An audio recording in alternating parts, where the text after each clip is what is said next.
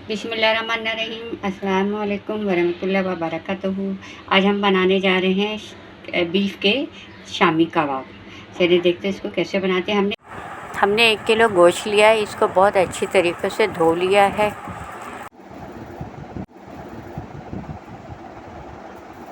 फिर हमने 1.5 चम्मच लहसुन डाला है और 1.5 चम्मच हमने अदरक डाला है।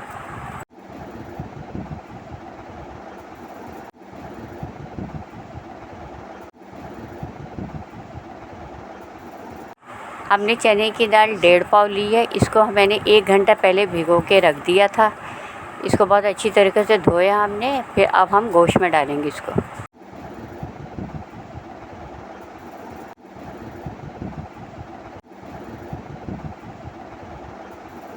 अब हम इसमें पिसी हुई हरी मिर्च डालेंगे 2 चम्मच, ठीक है।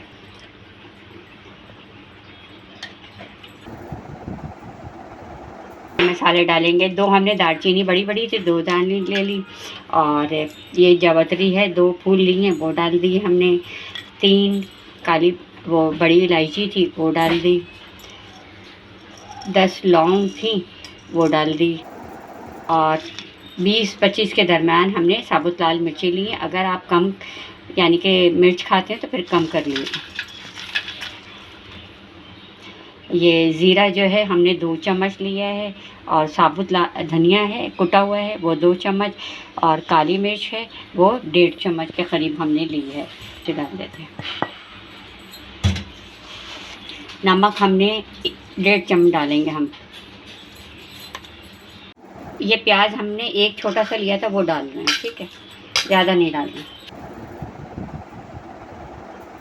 ये देखिए मैंने सारी चीज़ें कुकर में डाल दी। अब इसमें हम सिर्फ 3 गिलास मैंने पानी डाले हैं, ठीक है।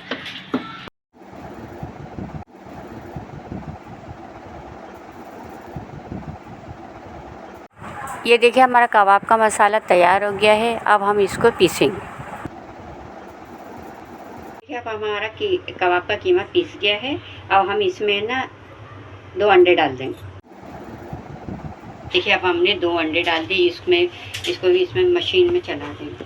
देखिए हमने सारा कबाब का मसाला पीस लिया। अब हम इसमें थोड़ा सा हरा धनिया डालेंगे।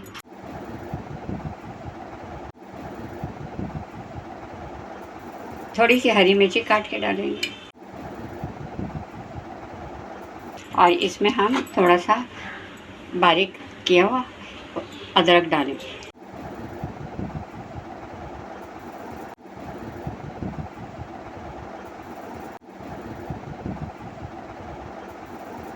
अब हम कबाब की टिक्कियाँ बनाएंगे।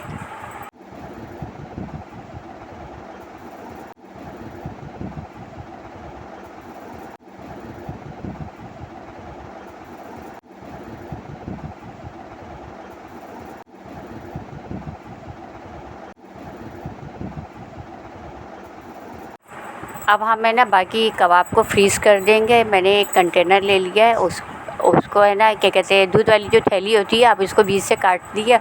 इसको एक के ऊपर एक तह करके रख दीजिए, और चिपके भी नहीं, आराम से निकल भी जाएंगे वो। हमने फ्राई पैन लिया, उसमें थोड़ा सा तेल डाला है।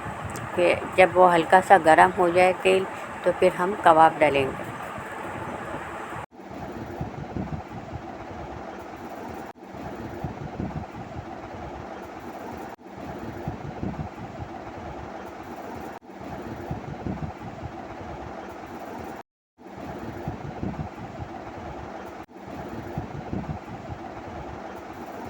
ये देखिए हमारे शामी कबाब तैयार हो गया। बहुत ही मज़ेदार बने हैं ये।